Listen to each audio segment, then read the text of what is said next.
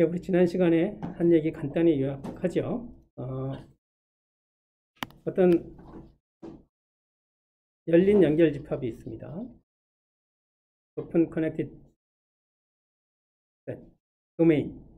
그 안에서 함수가 해석적이에요. 그러면 그 안에 어떤 경로를 따라 접근해도 닫혀 있으면 0이다. 꼬여도 마찬가지다. 이런 얘기였습니다. 근데 이제 친절하게 이렇게 어떤 영역을 주고 어떤 열린 연결 집합을 주고 그 안에서 함수가 해석적입니다 라고 얘기해 주고 시작하진 않겠죠. 접근 문제는 그냥 경로를 주고 함수를 주고 풀라고 하는 거니까. 그래서 어떤 경로를 줬어요. 그 경로 위와 경로 안에서 좀 작게 그립시다. 어떤 경로를 줬는데 경로 위와 경로 안에서 함수가 해석적이면 또 이 경로를 내부에 담는 열린 연결 집합을 만들 수 있겠죠. 그리고 그 열린 연결 집합 안에서 함수가 해석적이게 할 수 있겠죠. 그러니까 조금 전에 얘기했던 그 논리를 적용하면 접근 결과는 0이다. 그리고 이것을 코시 구루사 정리 또는 코시의 정리라고 얘기를 하는데 코시 구루사 정리라고 얘기하는 게 좀 더 맞는 말이지만 이제 내가 귀찮아서 그냥 코시의 정리라고 얘기를 할 때가 많을 거예요. 이걸 증명하는데 그 f의 미분이 연속이다 라는 조건을 이용하면 아주 간단히 그린 정리를 이용해서 증명할 수 있는데 이제 구루사는 f의 미분이 연속이다 라는 조건을 이용하지 않고 증명했다고 전달만 했습니다. 우리 같이 확인하지는 않았죠. 우리는 그 증명을 받아들이는 거예요. 그래야 그 다음에 이제 더 순한 논증에 우리에 빠지지 않고 의미 있는 얘기를 할 수 있게 되는 거죠. 자, 그런데 이제 어떤 경로를 줬는데 그 경로 안에서 경로 위에서 해석적이지만 경로 안에서 함수가 해석적이지 않게 만드는 점이 예를 들면 두 개 존재한다. 그러면 우리가 지난 시간에 한 이야기는 그러면 두 경로를 둘러싸는 두 점을 함수를 해석적이지 않게 만드는 두 점을 둘러싸는 경로 C1, C2를 C랑 같은 방향으로 잡고 그리고 C 내부와 C1, C2 외부에서 함수가 해석적이게 하면 그러면 C를 따라 접근하는 건 C1을 따라 접근하는 거와 C2를 따라 접근하는 것의 합이다. 이런 얘기를 또 코시-쿠르사 정리를 가지고 했어요. 근데 이제 강의 끝나고 어떤 훌륭한 학생이 이제 질문을 하기를 내가 이런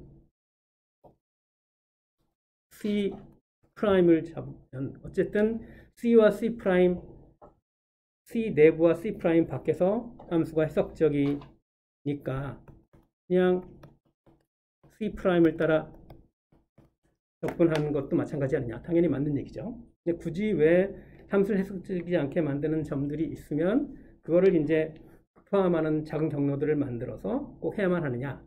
그렇지는 않은 거죠. 그런데 이제 내가 이렇게 함수를 해석적이지 않게 만드는 점을 둘러싼 작은 경로를 정하면 그 작은 경로를 예컨대 원처럼 만들 수 있어요. 하지만 요 이 두 점을 다 포함하는 이 두 점을 다 포함하는 경로를 만드는데 원처럼 만들겠다. 그리고 그 원 바깥과 C 안에서 함수가 해석적이게 하겠다. 할 수 없겠죠. 이건 대략 이제 이걸 그리려고 하다 보면 이게 C 밖으로 이렇게 벗어날 수 있을 테니까. 그래서 그렇기 때문에 이제 큰 경로 C'을 선택하고 C'을 따라 접근하는 방식으로 C를 따라 접근하는 것을 풀 수 있겠으나 C'을 예쁘게 예컨대 원처럼 만드는 게 이게 마땅치 않을 수가 있으니까 그래서 그 작은 C들을 원으로 만들어서 하는 게 더 효율적이다. 접근할 대상은 많아지지만 결국 더 쉽다. 이렇게 정의를 할 수 있을 것 같습니다. 예, 그리고 이제 그러면 결국은 다시 어떤 오픈 커넥트 도메인으로 가서 그 안에 세속적인 함수를 생각하면 지난 시간 끝나기 직전에 한 얘기처럼 이런 경로를 따라 접근하건 이런 경로를 따라 접근하건 또는 이런 경로를 따라 접근하건 시작점과 끝점이 같으면 마찬가지다 라는 것을 얘기를 했죠. 왜냐하면 파란 거와 빨간 거를 따라 접근하는 게 마찬가지인 건 파란 거 따라 접근하는 거와 빨간 거 반대 방향으로 따라 접근하는 거가 회회로고 그것이 0이니까 결국 빨간 거를 따라 접근하는 거나 파란 거를 따라 접근하는 거나 마찬가지고 또 녹색도 마찬가지겠죠. 그래서 결국 어떤 심플 커넥트 도메인에서 해석적인 함수를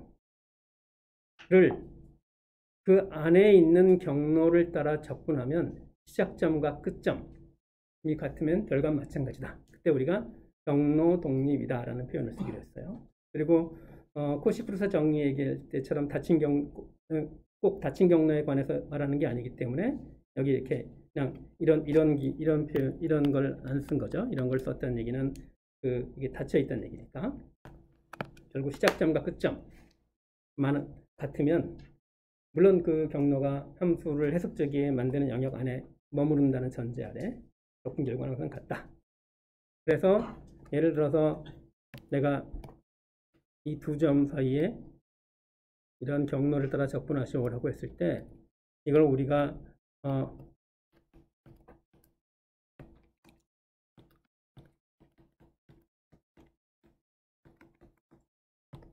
이런 식으로 계산을 하려고 하면 깝깝하죠. T의 함수로 경로를 표시할 수 없을 테니까.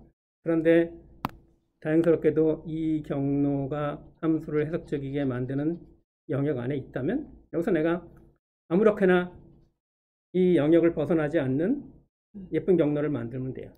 이 경우에는 가장 간단한 거는 여러분 뭘로 하고 싶어요? 직선.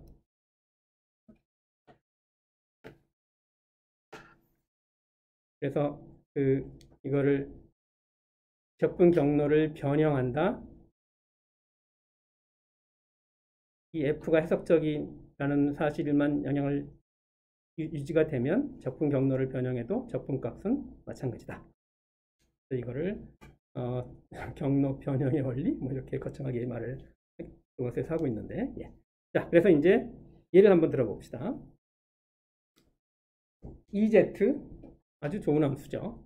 모든 Z에 대해서 해석 함수예요. 이건 이제 전체 복소 평면에서 해석 함수니까 어떤 경로를 잡아도 이제 경로 독립성이 보장이 되겠죠. 그래서 내가 여러분한테 그림 예쁘게 그리기 쉽게 이렇게 되어 있는데 그냥 마이너스 1에서 시작해서 마이너스 1에서 시작해서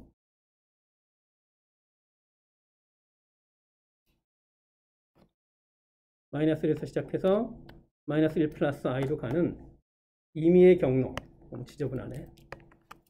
임의의 경로를 주고 접근하시오. 또는 뭐 이것도 마이너스를 시작해서 요 C도 마이너스를 시작해서 마이너스 1 플러스 i로 가는 경로죠. 그럼 내가 이걸 내가 녹색을 이거를 C 프라임이라고 할까요? C 프라임을 따라 F는 물론 EZ죠. 이걸 접근 하나. 여기 C를 따라 접근 하나. T는 지금 파란색으로 표시하고 있으니까. 네. 그리고 C1을 따라 접근 하나. 마찬가지가 되겠죠. C1은 내가 어떻게 잡은 겁니까? 역시 가장 간단한 건 직선인 거죠. 그래서 C1을 파란색으로 할걸. C1은 이제 그래서 이게 Z를 마이너스 1 플러스 IT 라고 하고 T를 0에서 1까지 하면 T가 0이면 마이너스 1이고 T가 1이면 1이니까 그러면 이제 이걸 따라 접근하는 거는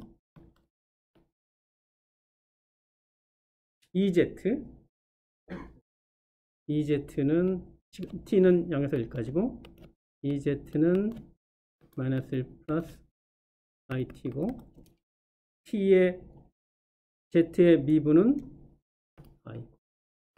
이렇게 계산하면 되겠죠. 근데 이 경우는 그냥 뭐 그 x 값이 고정이 되고 y가 t니까 이거는 그냥 이거를 이 교과서에서 요 적분 변수 t를 그냥 y로 바꾸고 도 마찬가지가 되겠죠. 그거를 계산한 게 이거고 이건 단순 계산이니까 여러분이 그냥 금방 해보면 되겠죠. 해석 함수 되게 좋네요. 해석성 되게 좋은 성질이에요. 워낙 강력한 제약 조건인 거죠. 이제 언뜻 생각해보면 어느 한 점에서 미분 가능하다는 것과 어느 한 점에서 미분 가능할 뿐만 아니라 그 점에 어떤 근방이 하나 있어서 그 근방 안에 있는 모든 점에서 미분 가능하다는 사실이 그렇게 큰 차이인지 딱 와닿지 않을 수도 있을지 모르겠는데, 왜냐하면 내가 근방을 엄청나게 작게 잡으면 한 점이나 이 근방 안에 있는 모든 점이나 이 근방의 반지름이 입실론이라면 뭐 거길 것 같은데 그렇지 않다는 거죠. 예. 경로 독립성 얘기를 본격적으로 해볼게요. 그 전에 이제 여러분이 이 작품 보고 아마 그런 충동을 느꼈을 거예요. 실수함수에서 우리가 했던 일을 자꾸 떠올리게 되는데, EX를 적분하면 EX의 부정적분 또는 역도함수가 X제곱이니까 X제곱의 시작점과 끝점의 차이, 값의 차이로 계산하겠죠. 그러니까 여기서도 혹시 우리는 Z제곱을 미분하면 Z가 된다는 건 아니까 혹시 Z제곱에서 마이너스 1 대입한 거하고 마이너스 1 플러스 I 대입한 거의 차이랑 혹시 마찬가지가 될까? 라는 추측을 해볼 수 있겠죠. 그 추측에 대한 답은 yes예요. 왜 그런지를 이제 따져보죠. 자연스럽게 부정적분 또는 역도함수 이야기가 나오고 그게 이제 경로 독립성과 관련이 있겠죠. 역도함수의 시작점, 끝점만 가지고 적분값을 계산한다는 얘기는 경로 독립이어야만 가능하겠죠. 그래서 이제 그 이야기들이 연결이 됩니다. 먼저 역도함수 우리가 실수해서 썼던 얘기니까 복사서는 아직 안 나왔으니까 정의를 해야 되겠죠. 정의입니다. 역도함수 또는 부정적분 어떻게 정의하느냐? 뭐 실수함수에서랑 똑같이 정의합니다. 지금 도메인이 계속 등장을 해요. 도메인이 계속 등장한다는 얘기는 우리는 어느 한 점이 아니라 어떤 열린 집합에서 이야기를 하고 있기 때문인 거죠. 적분하고 있는 거죠. 적분은 어떤 경로가 있죠. 경로는 어떤 집합 안에 들어있죠. 열린 집합 안에 들어있겠죠. 자, 별 얘기 아닙니다. 주어진 F의 역도함수는 라지 F라고 하면 이런 걸 만족하는 걸 뜻한다. 그런 게 존재하지 않을 수도 있겠습니까? 존재한다면 그거를 역도함수라고 부르자는 거예요. 그러면 이제 그런 역도함수가 존재하면 우리가 앞에서 추측했던 이런 일이 벌어질 거다. 라는 게 바로 그 다음 정리 18.3.2예요. 이게 우리가 역도함수 가지고 적분 계산하는 걸 펀더멘털 테오렘이라고 얘기를 했으니까 그거의 복수함수 버전이라고 말할 수 있을까요? 자, 이제 이거는 그냥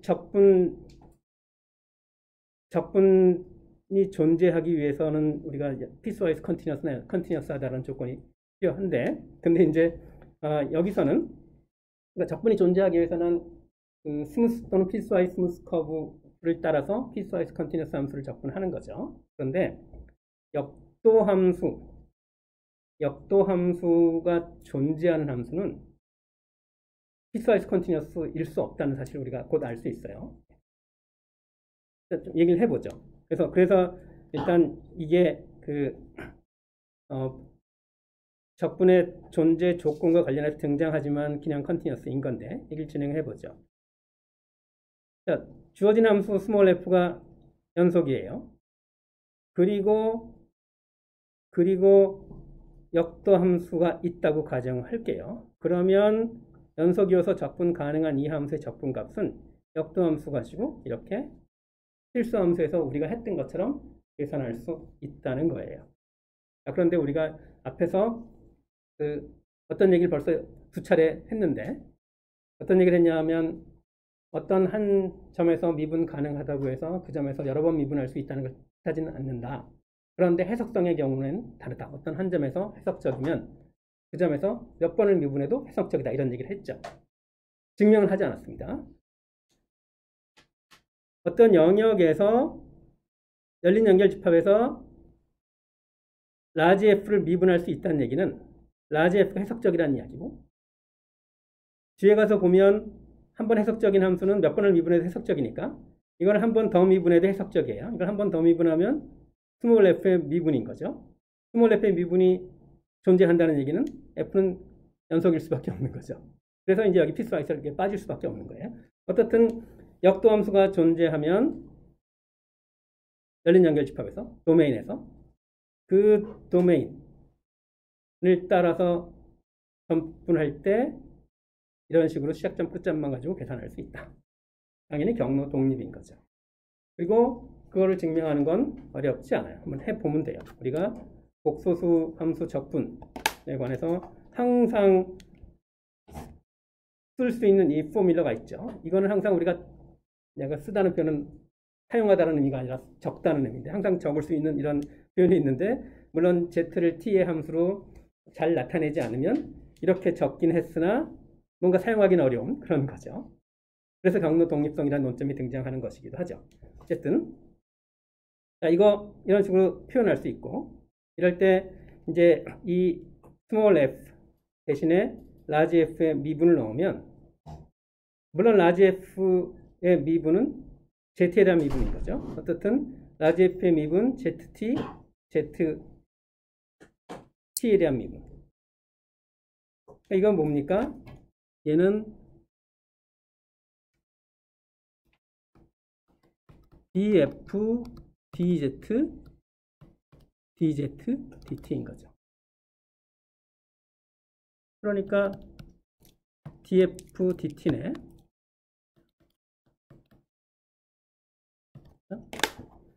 df, dt예요. df, dt를 t에 대해서 적분해요. 그냥 f 계산까지 계산하면 되겠네. 이거 지금 복소수에서 똑같은 얘기 할 수 있나? 이거 지금 복소수 얘기 아닌 거죠. 이건 전부 다 지금 복소수 얘기가 아니라고 얘기하긴 좀 그렇고 이건 전부 다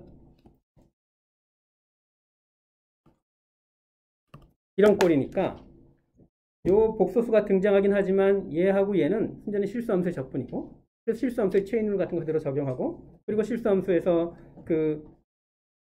어떤 dt를 t에 대해서 적분하면 그 함수 값까지 계산할 수 있는 거 바로 적용할 수 있는 거죠. 그래서 마지막 값에서 large f 계산하고 시작점에서 large f 계산한 거의 차이로 예상했던 것처럼 적분을 계산할 수 있다. 역도 함수가 존재하면 그 역도 함수 값 가지고 경로 독립적인 적분 결과를 낼 수 있다. 자, 이제 몇 가지가 등장했는데 이게 당연히 연결될 수밖에 없는 이야기일 것 같아요. 해석성, 경로 독립성, 역도 함수의 존재성. 우린 지금까지 역도 함수는 그냥 존재한다고만 가정했을 때 이런 일이 일어난다고 얘기를 했는데 그 역도 함수의 존재성 자체도 해석성과 연결이 되지 않겠느냐라고 판단할 수 있겠죠. 이제 그 판단이 틀리지 않다는 것을 뒤에서 확인할 거예요. 다시 말해서 해석성이 모든 걸 가능하게 해요. 해석성이 역도 함수의 존재성까지 가능하게 해요. 그럼 이제 해석적이면 경로 독립적이고 해석적이면 역도 함수 존재하고 경로 독립이면 역도 함수 가지고 적분값 계산할 수 있고 모든 이야기들이 잘 연결되는 거죠. 그래서 이제 그 이야기를 하기 전에 그냥 역도 함수 가지고 적분 계산하는 그 연습 문제, 예제 2개 풀고 넘어가죠. 이거 앞에서 봤던 거예요. 자, EZ 이제 모든 영역에 모든 복소수에서 역도 함수가 있죠. Z제곱. 그리고 이거 앞에서 계산한 거 그냥 Z제곱 마이너스 1 플러스 i에서 계산한 거와 마이너스 1에서 계산한 거의 차이로 이렇게 구하면 위에서도 사실 우리가 일일이 계산하지는 않았죠. 위에서 본 이 결과랑 일치한다. 이것을 확인할 수 있습니다. 자, 그 다음 이번엔 z분의 1이라는 함수를 c를 따라 적분하는 걸 생각해 볼게요. z분의 1을 c를 따라 적분하는 거예요. 그러면 일단 z분의 1은 역도함수가 있습니까? 실수해서 x분의 1은 역도함수가 로그 x고 0만 아니면 되죠.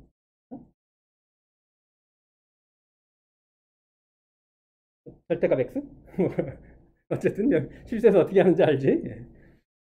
복소수에서도 우리가 로그 함수를 미분해서 z분이 된다는 거 본 적 있어요. 다만 로그 함수 미분할 때 예를 들어서 프린시플 로그는 당연히 원점에서 정의가 안 되고 그 다음에 원점에서 정의가 안 되고 요 선 위에서 불연속이니까 미분 가능하지 않고 그래서 요 빨갛게 표시된 데에서만 미분 가능하지 않고 나머지 점에서 미분할 수 있고 그 미분은 z분의 1이었어요. 또 요 로그 함수를 프린시플 로그로 계산하지 않고 예를 들어서 평각을 0에서 2파이까지 정한다고 하면 그러면 이번에는 요 선 위에서 함수가 희석적이지 않고 요 선을 제외한 다른 점에선 모두 미분 가능하고 그 미분값은 z분의 1이었어요. 자, 그 z분의 1을 적분하라고 했을 때 즉 적분 경로가 요 빨간 선들을 지나가지 않도록 하는 그런 역도함수를 찾아야 문제가 풀리겠죠. 그래서 예를 들어서 마이너스 i부터 i까지 z분의 1을 적분하라고 하면 이 빨간 선은 겹치지만 요 빨간 선은 겹치지 않고 요 빨간 선이 이 문제가 되는 요 함수는 프린시플 로그인 거죠. 그러니까 뭐 그냥 이런 식으로 경로를 포함하는 열린 집합, 경로를 포함하는 도메인에서 함수가 해석적이고 역도함수 같고 역도함수 존재하고 역도함수는 로그 z고 이런 얘기 할 수 있는 거죠. 그러니까 얘는 그냥 프린시플 로그 가지고 i 계산한 거 마이너스 i 계산한 거에서 빼면 돼요. 요거 계산한 거 2분의 파이고 이거 계산한 거 2분의 마이너스 i 파이고 빼면 i 파이가 되는 거죠. 그런데 요 z분의 1을 c1을 따라 적분하시오 라고 하면 얘를 이렇게 계산하면 안 된다는 거예요. 왜냐하면 프린시플 로그는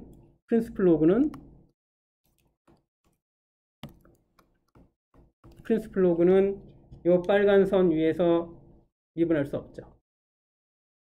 그런데 적분 경로가 빨간 선을 지나. 그러면 이 적분 경로를 포함하는 영역을 어떻게 잡더라도 그 안에서 역도함수가 있을 수가 없는 거죠. 이 점 때문에.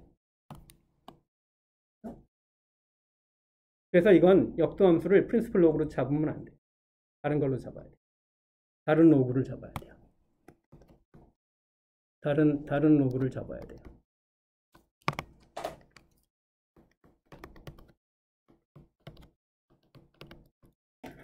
어떤 로그를 잡아야 될까요?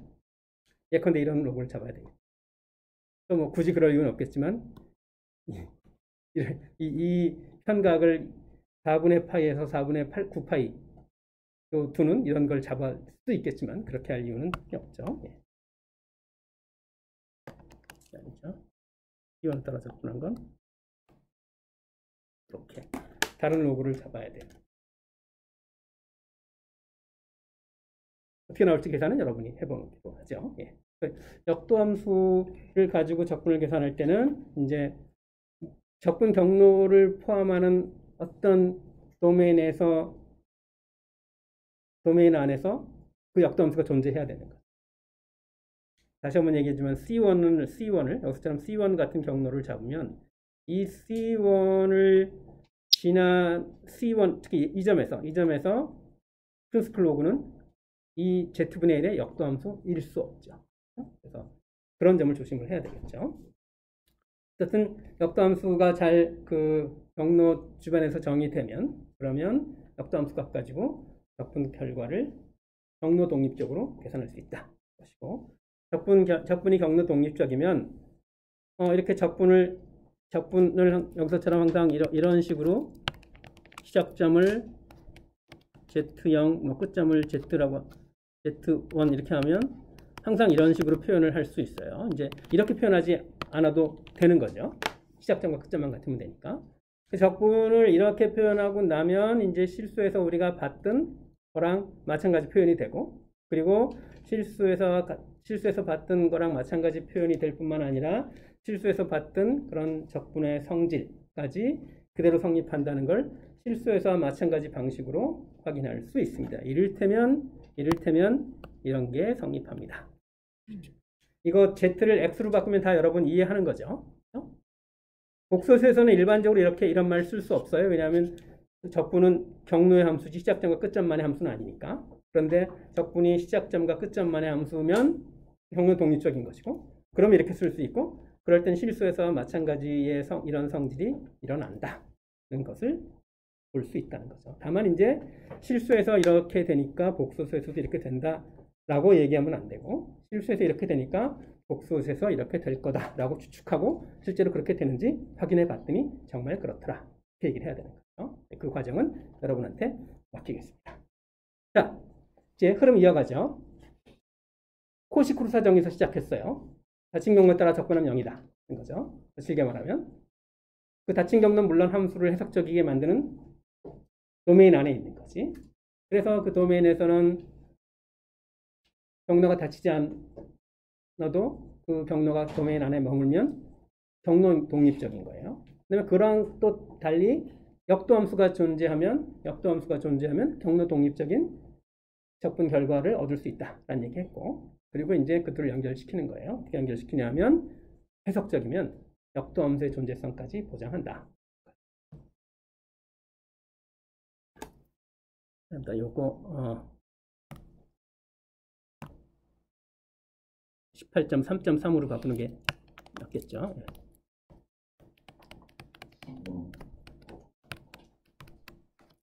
요겁니다. 자, 18.3.3에서 하는 얘기는 좀 전에 말했던 것처럼 해석성은 역도함수의 존재성까지 보장한다는 얘기.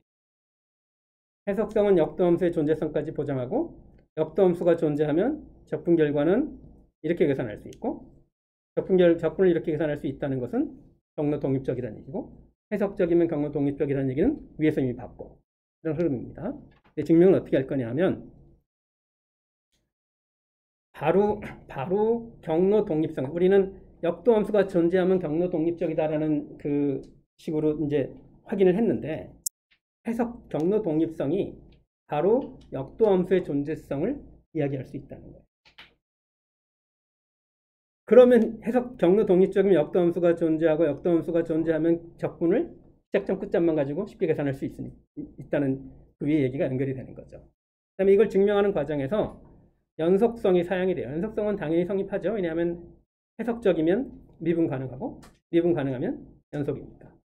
그래서 사실은 이 정리는 어떻게 바꿔 부를 수 있냐 하면, F가 해석적이고, 잘못 얘기했습니다. F가 연속이고, F의 적분이 경로 독립이면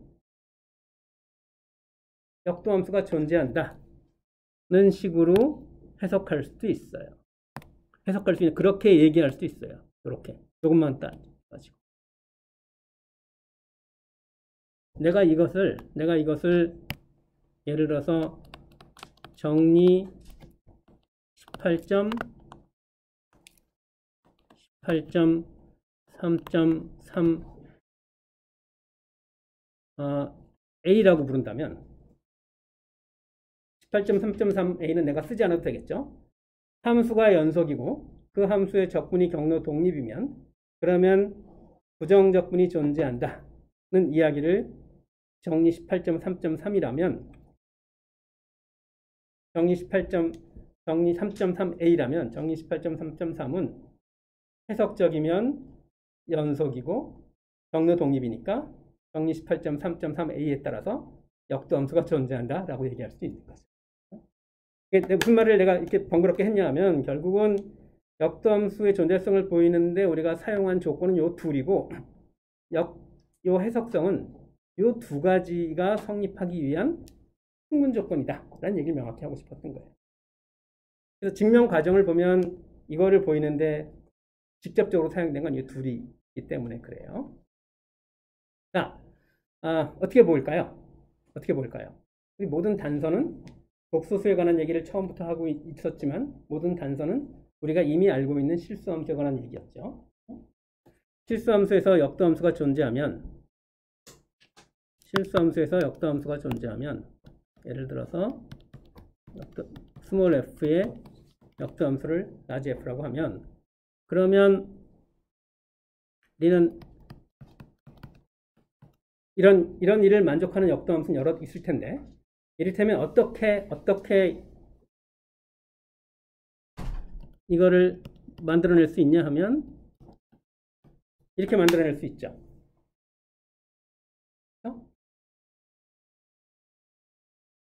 X0이라고 할까요? X0. 네. 실수에서 이런 일이 벌어지니까 복소수에서도 혹시 이런 일이 벌어지지 않을까? 라고 추측하고 이런 일이 벌어지는 걸 확인하면 되는 거예요. 우리 계속 논리 흐름이 비슷하죠? 실수에서 이런 일이 벌어지니까 복소에서 이런 일이 벌어진다가 아니라 실수에서 이런 일이 벌어지니까 복소수에서 이런 일이 벌어질 거라고 추측하고 실제로 그런 일이 벌어지는지 확인하자고 했죠. 똑같은 방식이에요. 실수에서 이런 일이 성립하니까 복소수에서도 그럴 거야 라는 거예요. 그래서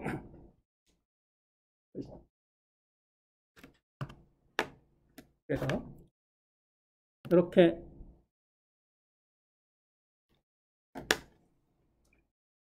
복소수에서도 이런 일이 벌어질 거야. 이렇게 라지 F를 놓으면 이 라지 F의 Z에 대한 그 순서 바꾸니까 이렇게 라지 F를 정하면 그 라지 F를 X에 대해서 미분한 게 스몰 x가 되듯이 이렇게 라지 F를 정하면 이 라지 F를 Z에 대해서 미분한 게 스몰 f가 되는 걸 확인하면 되겠죠. 이거 혹시 오해 소지가 있으니까 이건 비교 숙제. 네. 자, 그리고 이제 우리가 함수를 해석적이다라고 가정했으니까 경로 독립이니까 실수에서처럼 이런 식의 표현이 가능해진 거예요. 시작점 끝점만 가지고 얘기할 수 있죠. 일반적으로는 이렇게 써야 되겠지. 근데 경로 독립이니까 이렇게 쓸 수 있다는 거죠. 자, 이제 얘를 미분해서 스몰 f가 되는 거 보이면 돼요. 미분은 이거의 극한이에요. 그렇죠? 극한 취하기 전에 정리부터 좀 하죠. 정리하고 극한을 취해보죠. 이걸 정리를 하는데 일단 라지 f z 더하기 델타 z는 z형에서 z 더하기 델타 z까지 f 적분한 거고 fz는 그냥 그대로 쓴 거고 그런데 이 z형부터 z 플러스 델타 z까지 적분한 건 z형에서 z까지 적분한 다음에 다시 z에서 z 플러스 델타 z까지 적분한 거를 더한 식으로 쓰면 되죠. 그래서 이거는 이것 따라 적분한 거 더하기 이것 따라 적분한 거예요. 이것 따라 적분한 건 이거랑 똑같죠. 그 상쇄돼서 이거는 fs를 z부터 z 더하기 델타 z까지 적분한 것을 델타 z로 나눈 것이대. 그리고 내가 그림을 어떻게 그렸죠? 경로 독립이니까 경로를 아무렇게나 그려도 되는데 z에서 z 플러스 델타 z까지를 그냥 가장 따지기 쉬운 직선으로 한 거예요. 그리고 이제 여기서 델타 z가 점점 절대값이 작아지면 얘가 f로 간다는 걸 보이면 되는 거예요. 자, f는 어떻게 생겼습니까? f는 f죠. f는 f인데 f를 이렇게 그냥 표시해 볼게요. 이건 이제 적분 변수 s랑 무관한 거니까 결국은 이게 이 FZ 바깥으로 빼면 Z분에서 Z 플러스 델타 Z까지 1을 적분한 걸 델타 Z로 나눈 거니까 당연히 1이고. 근데 이 뻔한 식을 이 식을 이렇게 쓴 거는 얘랑 지금 얘를 비교하는데 비교 대상의 생김새를 비슷하게 만들기 위해서예요. 그래서 요 것과 요거 이렇게 다시 쓴 이거를 빼겠습니다. 빼면 이제 델타 Z분의 1 그대로 두고 fs 빼기 fz를 적분한 것이 되겠죠. 그래서 이제 이게 이것 빼기 스몰 f고 이게 이제 어떻게 되기를 우리가 기대합니까? 델타 z가 0으로 감에 따라서 이게 0으로 가기를 기대하는 거죠. 그러면 이건 델타 z랑 무관한 거니까 이거의 극한이 f로 간다는 얘기고 이거의 극한은 라지 f의 미분인 거죠. 그래서 이런 일이 벌어지면 바로 이게 f의 z에 대한 미분이 fz다. 그래서 이걸 이제 우리가 보이면 되는 거예요. 이거를 이제 보이면 되는 거예요. 바로 안에서.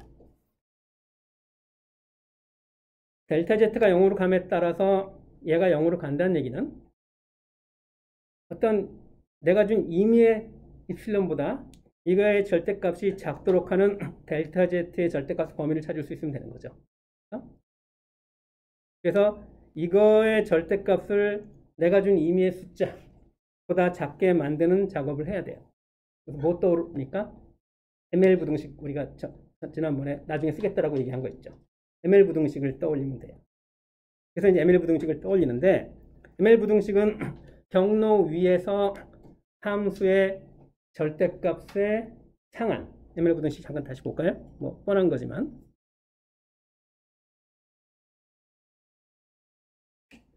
경로 위에서 함수의 절대값 상한 곱하기 경로의 길이 보다 적분의 절대값이 작거나 같다는 거예요.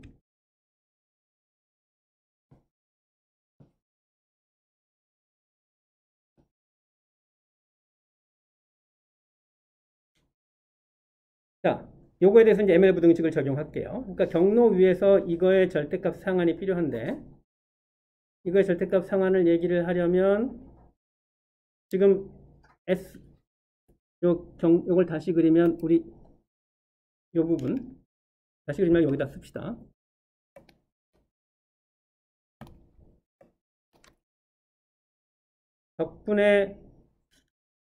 적분 변수 S는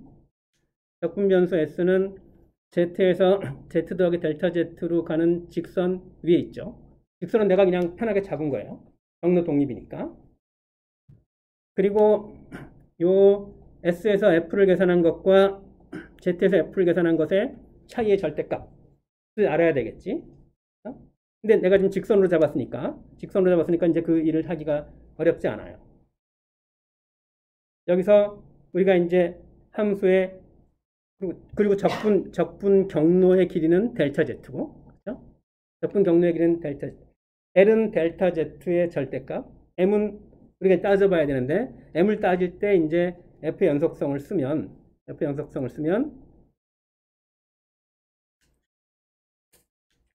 임의의 입실론에 대해서 어떤 델타가 존재하기를 fs 빼기 fz의 절대값이 입실보다 작게 하는 이런 s 빼기 z의 절대값의 영역을 찾을 수 있다.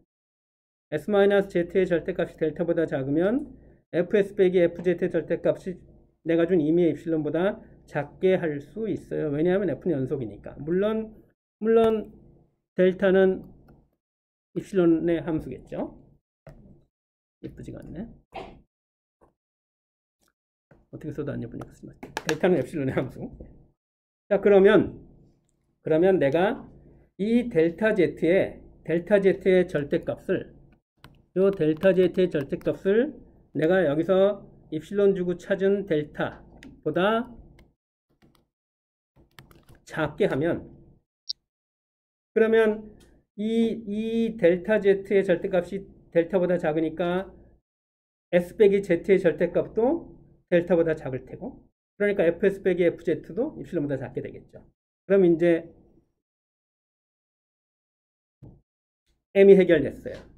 m은 요거만 보면 m은 입실론보다 작고, 이게 이제 ml 부등식을 쓴 결과가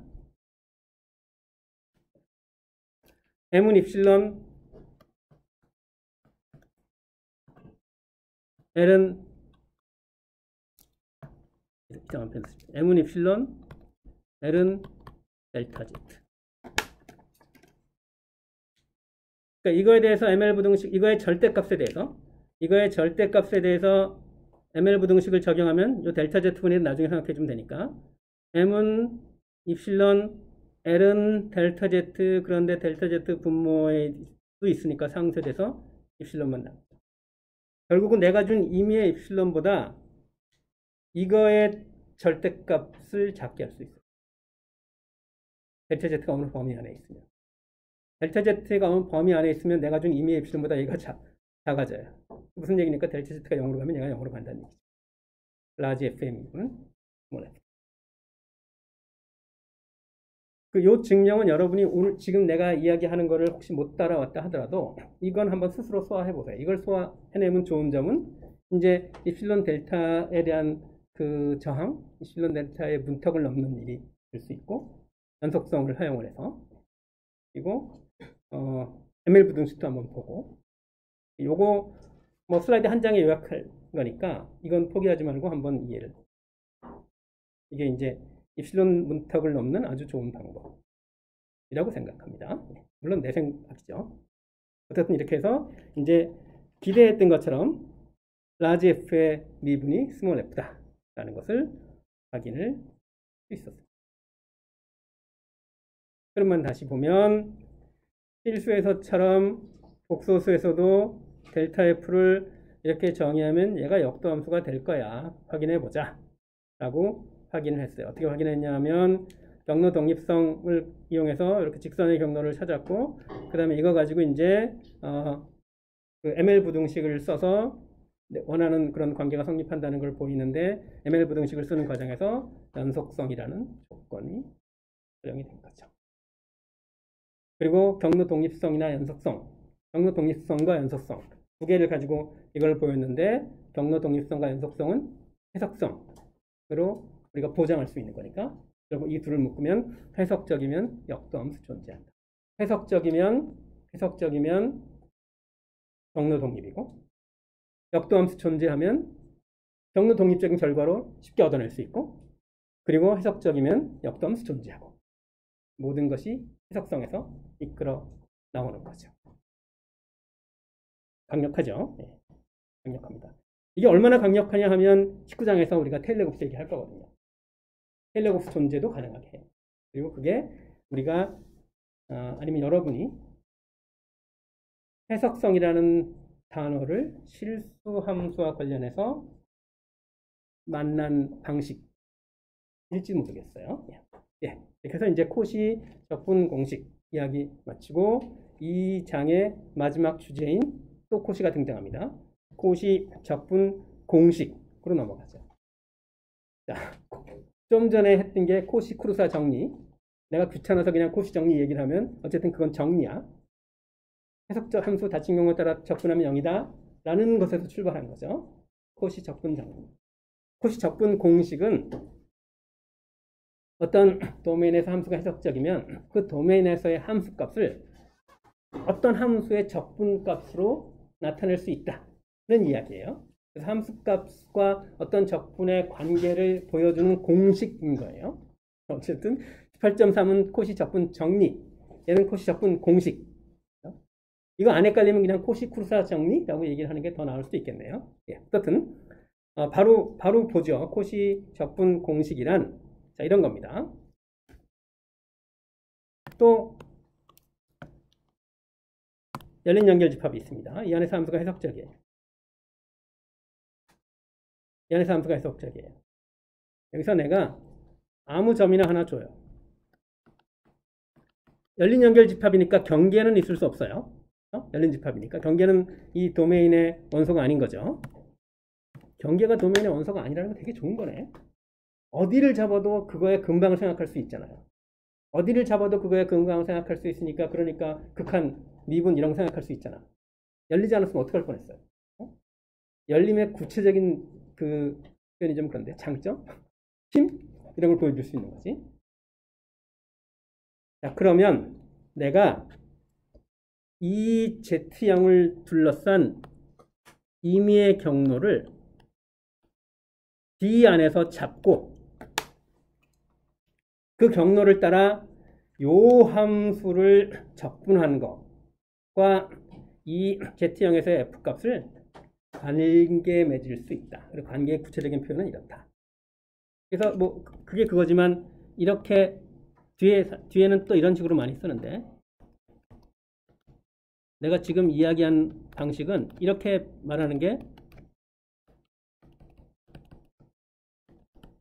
더 맞겠네요. 어떤 도메인의 해석적인 함수가 있으면 그 안에서 임의의 값 Z형을 둘러싼 경로 C, 물론 경로는 여전히 D 안에 있어야 되고 경로 C를 따라서 어떤 함수를 적분한 값으로 계산할 수 있다. 그런 포뮬러다 라는 얘기고 어떤 함수냐 하면 FZ를 Z-Z형으로 적분합니다. FZ는 해석적이라 하더라도 Z-Z형으로 나눴으니까 Z형은 이 영역 안에 있고 따라서 Z-Z형분의 FZ는 D 안에서 함수가 해석적이진 않죠. 그러면 이제 그 C를 따라서 요 함수를 적분하는 건 C 안에 있는 Z0이라는 정 때문에 점에서 함수가 해석적이지 않으니까 또 어떻게 계산할 수 있냐면 또 코시크루사 정리 따라서 G0을 포함하는 내가 원으로 그린 건데 찌그러졌네. 반지름이 로인 1K를 그려서 K를 따라서 이 함수를 적분한 거랑 마찬가지가 되겠죠. 그래서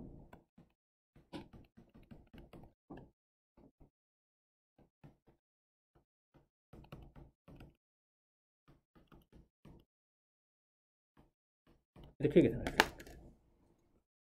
K는 이제 반지름이 로인 예쁜 원이고 로를 내가 임의로 작게 하면 이런 그림이 항상 그려지겠죠.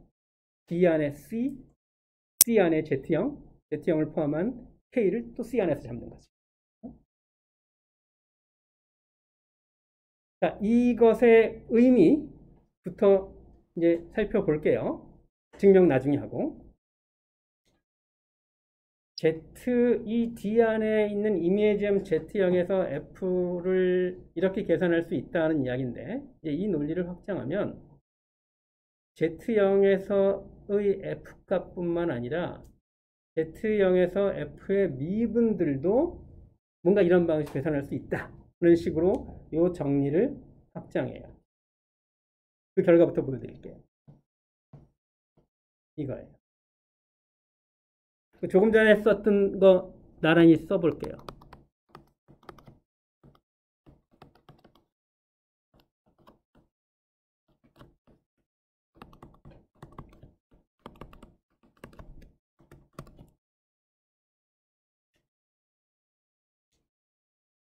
자, 다시 얘기합니다. D 안에서 함수가 해석적이에요. 그러면 D 안에 있는 임의의 점을 내가 잡아요. 임의의 점을 잡고 그걸 Z형이라고 해요. 그러면 Z형을 둘러싼 경로 C를 D 안에서 잡아요. 그걸 C를 따라서 이 함수를 적분한 게 Z형에서의 함수값인데 C를 따라서 이 함수를 적분한 건 Z형에서 Z를 한번 미분한 것을 Z형에서 계산한 것과 똑같아지고 쭉 나가서 이걸 적분한 결과는 Z를 n번 미분하고 F를 n번 미분하고 Z형에서 계산한 함수값과 같다. 그리고 요 일반적인 포뮬러는 우리가 0 팩토리얼을 1로 정의를 하면 여기서 n 대신에 0을 넣으면 그거랑 똑같아지는 거죠. 한 번도 미분하지 않은 게 F니까. 이게 가장 일반적인 포뮬러일 수 있는 거죠. 어쨌든 조건은 D에서 F가 해석적이다라는 얘기예요.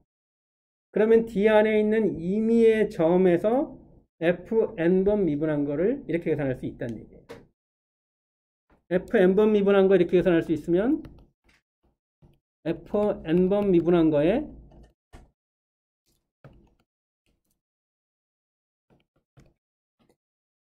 미분. 이거는 그냥 n 플러스 1번 미분한 거죠. 이것도 계산할 수 있는 거죠. 어떻게? n 대신 n 플러스 1 대입하는.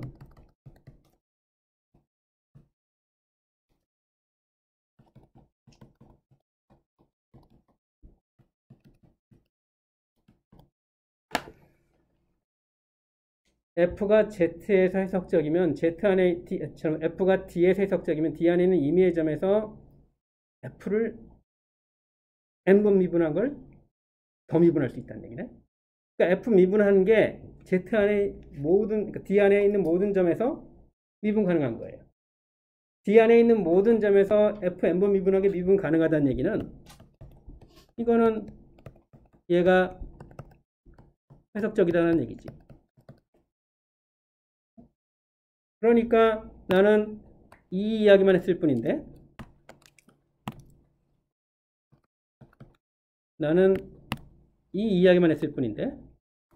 이 이야기도 가능해졌네.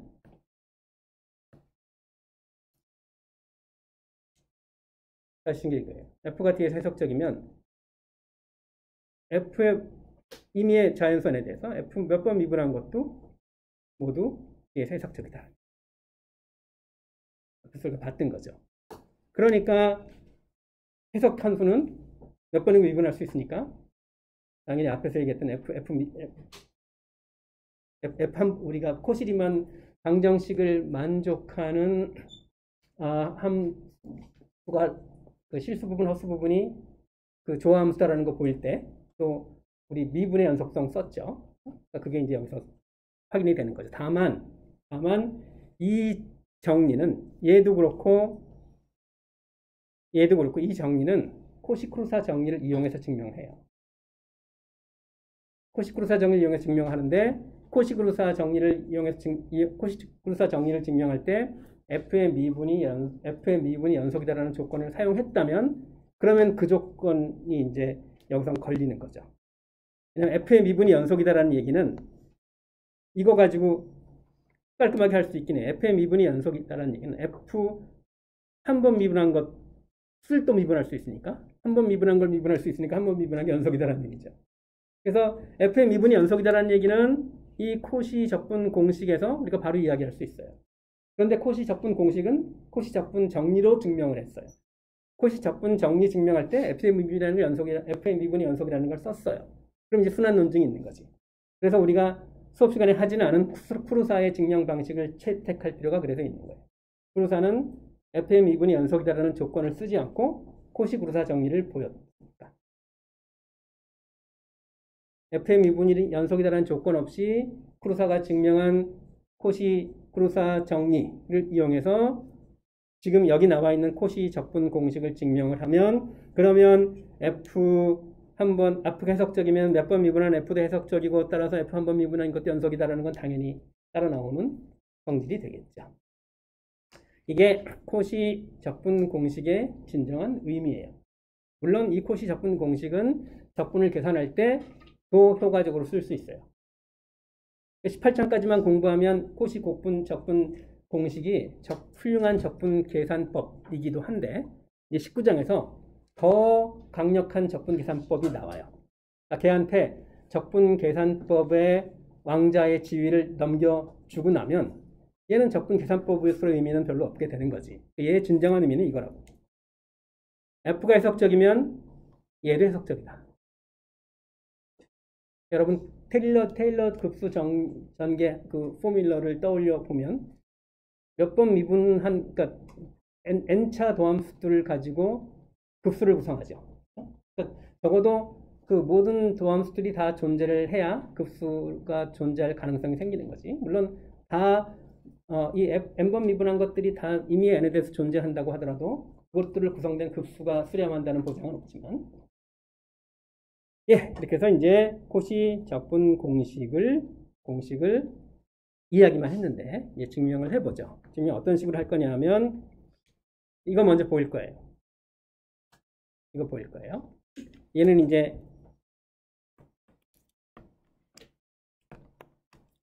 얘는 n이 0인 경우죠.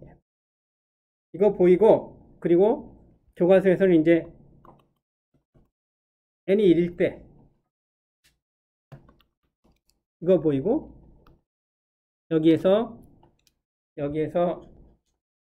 이게 성립한다는 걸 보일 거예요. n이 0일 때 보이고 n이 1일 때 보이고, 그걸로 이제 마무리해. 다 안 한 것 같은데 이게 다 한 거나 마찬가지. 왜냐하면 이거 가지고 이거 보이는 과정은 정확히 n이 k일 때 성립한다고 가정했을 때 n이 k 플러스 1 때도 성립한다 는 거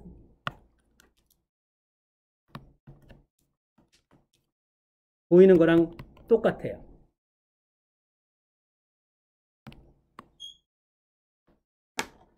그래서 교과서에서 이거 보이고 이거 보였는데 난 조금 아쉽긴 하지. 왜냐하면 이거 보이고 이거 보이는 대신에 이거 보이고 나서 n이 k일 때 성립한다고 가정했을 때 n이 k 플러스 1일 때 성립한다는 걸 보이는 게 더 좋았을 텐데 어쨌든 과정은 정확히 일치해요. 그러니까 0일 때 성립하는 거 보이고 그걸 이용해서 1일 때 성립하는 거 보이는 것처럼 n이 k일 때 성립한다고 가정했을 때 n이 k 플러스 1일 때도 성립한다는 걸 보이면 수학적 귀납법에 따라서 이 명제는 모든 자연선에 대해서 함의되는 거죠. 참고로 잠깐 또 다른 얘기로 세면 수학적 귀납법은 귀납법이 아니라 연역추론이에요.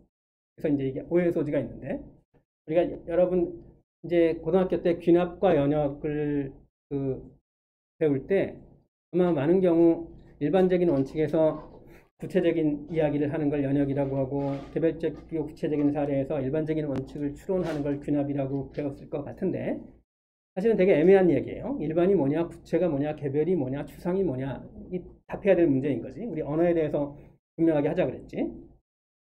수렴한다 이런 거. 이게 엄밀한 정의는 전제가 참이면 결론이 반드시 참인 명제가 연역이에요. 전제가 참일 때 결론이 참일 가능성이 있는 게 귀납이에요. 명확하지? 이 까마귀도 까맣고 저 까마귀도 까맣고 뭐 여기서 본 까마귀도 까맣고 아마 까마귀는 다 까말 거야. 뭐 이런 거. 그게 귀납인 거죠. 연역은 우리가 수학에서 하는 거예요.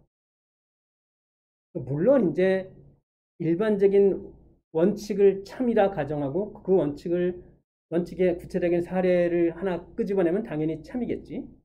그러니까 일반적인 원리에서 구체적인 이야기를 하는 게 연역이다라는 이야기보다는 일반적인 원리에서 구체적인 얘기를 하는 게 연역의 대표적인 사례 또는 한 사례다라고 얘기하는 게 더 정확한 거예요.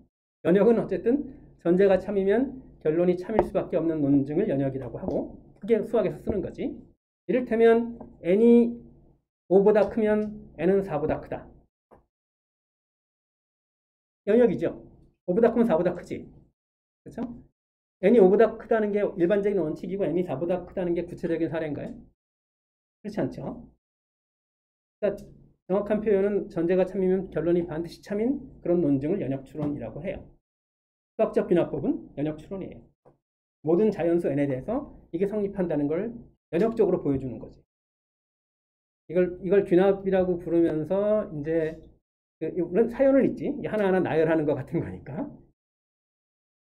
이거를 귀납이라고 부르면서 약간 이제 용어상의 혼선이 생기는데 수학적 귀납법도 연역추론의 한 가지 방법이다. 라는 것을 여담으로 이야기를 하고요. 예. 자, 이제 n이 0일 때 보이겠습니다. 우리는 n이 0일 때만 보일 거예요. 그리고 n이 0일 때 성립한다는 걸 이용을 해서 n이 1일 때를 보이는 거는 기본적으로 비슷한 과정인데 좀 지루해. 그래서 생략. 그리고 생략한 그 과정은 정확히 이 과정이라고 했어요. 그러니까 이 흐름에서 가장 쉬운 n이 0일 때 성립하는 것만 이야기를 할게요. 어떻든 적분이 등장하는 등식이죠. 어떻게 할 것 같아요? 이것 빼기 이거의 절대값을 임의의 수보다 임의의 입실론보다 작게 하는 방식을 선택하겠죠. 적분 등장하니까 적분의 절대값이 뭐보다 작다? 어떻게 나올까요? ML 부등식. ML 부등식이에요. 이건 내가 여러분한테 시간을 충분히 주면 이 자리에서 다 할 수 있어요. 그런데 그냥 내가 할게요.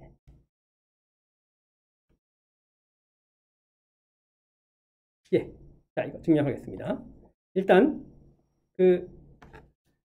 우리 앞에서도 얘기했던 것처럼 두 개를 비교하면 생김새가 좀 비슷해야 비교하기 편해지겠죠. 근데 우리 앞에서 이런 거 봤죠? 우리 앞에서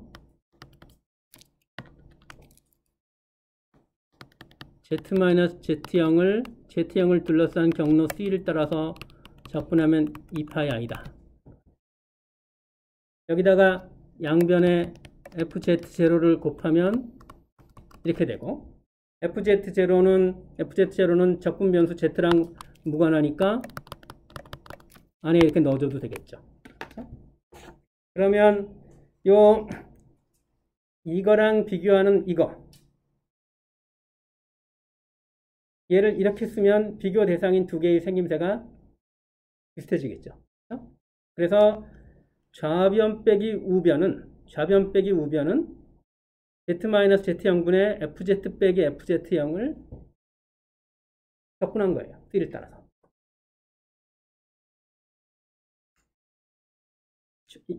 이건 좀 다른 방식 썼는데 좌변 빼기 우변은 이렇게 쓰는 게 더 좋았을 텐데 씁시다.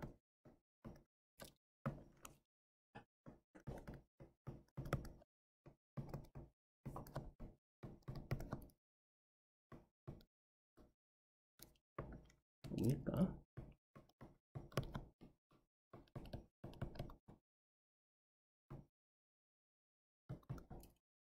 그리고 물론 얘하고 얘는 같은 거죠.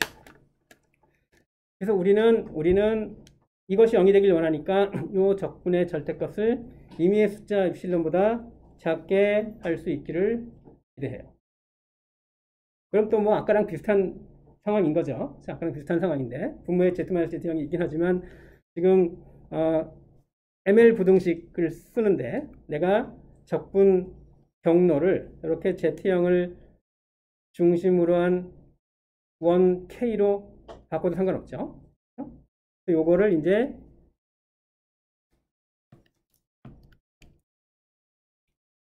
이게 이렇게 쓰니까 되게 위험하네.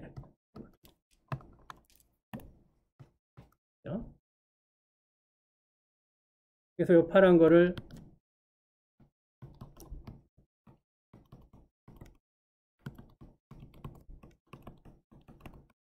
이렇게 계산하고 K는 이제 반지름이 로인 1이에요. 자, 그러면 또 연속성을 생각하면 연속성이죠. 해석적이니까. 그렇죠? 해석적인 연속성을 생각하면 적분 경로 위에서 FZ-FZ형의 절대값을 입실보다 작게 하는 범위를 생각할 수 있겠지. 내가 얘를 입실론보다 작게 하는 그런 Z-Z형의 범위를 델타라고 하면 이미 입실론에 대해서 그런 델타 항상 존재하죠. 왜냐하면 연속이니까. Z-Z형이 델타보다 작으면 FZ-FZ형의 절대값은 입실론보다 작아요. 그래서 내가 요 K1, K의 반지름 로를 델타보다 작게 하면 요 로를 델타보다 작게 하면 적분 경로 위에서 Z-Z형을 계산한 거는 이건 로로 고정이 되고 분모의 절대값은 로로 고정이 되고 Z-Z형의 절대값이 로고 그것이 델타보다 작으면 분자 FZ-FZ형의 절대값은 입실론보다 작게 되겠죠. 그래서 이 적분 대상의 M에 해당하는 건 Z-Z형의 절대값 분모는 로고 분자는 입실론보다 작으니까 얘는 로분의 입실론보다 작게 돼요. 그래서 M에 해당하는 게 로분의 입실론이에요. L에 해당하는 건 반지름이 로인 1의 길이는 뭐죠? 2파이로. 그래서 L에 해당하는 건 2파이로. 그래서 이 둘을 곱하면 2파 입실론이 되는 거죠. 임의의 입실론에 대해서 이런 일이 벌어지도록 하는 경로 K를 선택할 수 있는 거죠. 임의의 입실론에 대해서 이가 2파이 입실론보다 작게 만들 수 있다? 그러면 2파이가 곱했다고 해서 임의의 값이 아닙니까? 그러니까 2파이 분의 1에 해당하는 걸 생각할 수 있는 거죠. 그래서 임의의 입실론을 정할 수 있다는 얘기는 2파이 입실론을 내가 임의의 수가 되게 할 수 있다는 얘기예요. 즉, 이 절대값이 임의의 수보다 작게 할 수 있으니까 이 절대값은 0일 수밖에 없다는 거죠. 우리 앞에서 그런 얘기 했죠. A 빼기 B의 절대값이 임의의 입실론보다 임의의 양수 입실론보다 작게 할 수 있으면 A하고 B는 같을 수밖에 없다. 당연한 듯한데 당연한 것 같지 않으면 당연하지 않은 거라고 했죠. 그래서 한번 해보라 그랬죠, 여러분한테. 어쨌든 그 논리로 임의의 숫자, 임의의 2파 입실론, 임의의 입실론, 임의의 숫자보다 얘를 작게 할 수 있으므로 얘는 0이고 그 이야기는 이 둘이 같다는 얘기죠. 얘가 0이니까. 얘는 2파이 FZ입니다. 그래서 얘가 얘랑 같다라는 이야기를 또 역시 ML 부등식을 이용해서 할 수 있는 거죠.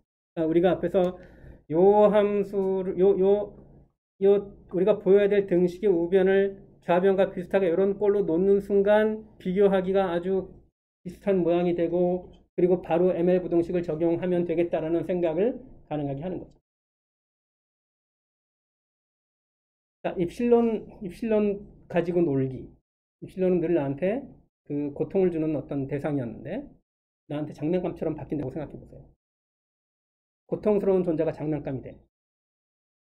되게 즐겁지 않을까요? 한번 해보자고. 문턱 넘는 거예요. 문턱 넘는 건 정말 넘기만 하면 돼. 그것만 넘으면 아무것도 아니야. 입실론까지 거 데리고 놀아볼자 이거예요. 우리가 마구 부리는 거지. 나를 고통스럽게 했던 존재가 내가 막 부릴 수 있는 게 되면 얼마나 기분이 좋겠어요. 이렇게 해서 이제 코시의 적분 공식. 일반적으로 얘기하면 여기서 n이 0일 때를 증명을 했습니다. 이걸 이용해서 이걸 보이는 거나 이런 과정에서 이걸 보이는 거는 이거 자체 보이는 것보다 ML 부등식 적용하는 과정에서 약간 머리가 복잡하긴 하지만 기본적으로는 같은 개념이에요. 어쨌든 뭘까요? 지금 이 두 개의 적분을 비교하는 거지. 적분을 비교하는 거니까 ML 부등식을 쓰는 거죠. ML 부등식 참 좋네요. 예. 자, 이제 코시의 적분 공식 봤고요. 이 코시의 적분 공식을 이용해서 적분을 하나만 딱 계산해 보죠. 그리고 이 적분 계산 공법은 우리가 지금 18장에서 공부했던 것 중에서는 가장 좋은 것이긴 하지만 이제 금방 그 역전 당할 거예요. 그러니까 다시 한번 얘기하지만 코시 적분 공식의 진정한 의미는 이거다. 자, 요 예 하나 들어보겠습니다. 자, 이 함수를 적분하라고 하는데 경로를 이렇게 그림을 그리려니까 사실 이렇게 예쁜 경로를 주면 이거는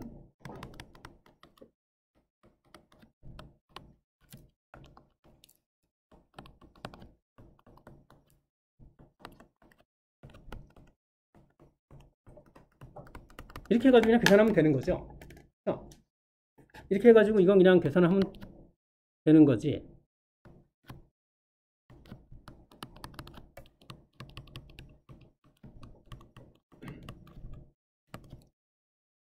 하면 되는 거죠. 그렇죠? 그러니까 이거는 사실은 코시 적분 공식이든 적분 정리든 굳이 쓸 필요가 없기도 할 거예요. 물론 좀 복잡하긴 하지만. 그러니까 이렇게 경로를 이렇게 예쁘게 주는 건 사실은 별로 의미가 없고 경로를 어떻게 준 거냐 하면 이 함수를 해석적이지 않게 만드는 점은 두 개예요. 3i하고 마이너스 3i. 그리고 적분 경로는 3i만을 포함하는 임의에 닫힌 경로라고 준 거예요. 그러면 이렇게 계산할 수 없겠지. 자, 이거를 자 이제 얘를 적분 계산법으로 활용한다고 치면 이 적분 대상인 함수가 분모의 z-z0 때문에 경로 안에서 해석적이지 않고 그것 뺀 거는 그것만 제외하면 해석적인 그런 상황인 거예요. 그러니까 그런 모양으로 만들어갈 수 있는지 보자 이거지. 이 적분 경로 안에서는 3i에서만 해석적이지 않은 거죠. 그러니까 내가 얘를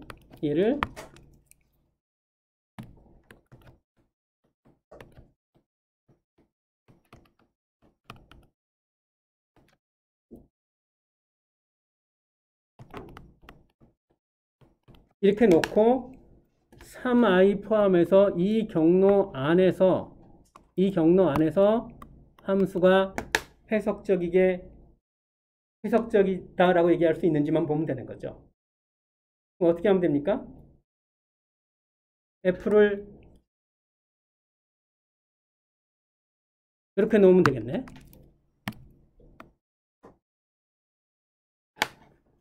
주어진 적분 대상을 이렇게 놓으면 f는 z 플러스 3i분의 z인데 z 플러스 3i분의 z는 경로 안에서 해석적이죠. 그러니까 코시의 적분 공식을 바로 쓸 수 있는 거죠. 그래서 얘는 이제 2파이 곱하기 f3i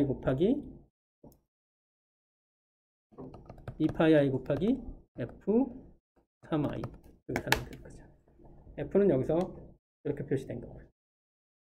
2파이 곱하기 f z 대신에 3i 대입한 거 파이i거든. 이렇게 뭔가 적분을 z-z0분의 해석함수 또는 z-z0의 n제곱분의 해석함수 꼴로 적분이 나타나면 이렇게 함수값 가지고 또는 함수의 미분값 가지고 적분을 계산할 수 있다는 거예요. 적분 계산법으로도 여전히 의미가 있습니다만 어쨌든 진정한 의미는 이거다라는 얘기를 하는 것으로 오늘 강의는 마치겠습니다.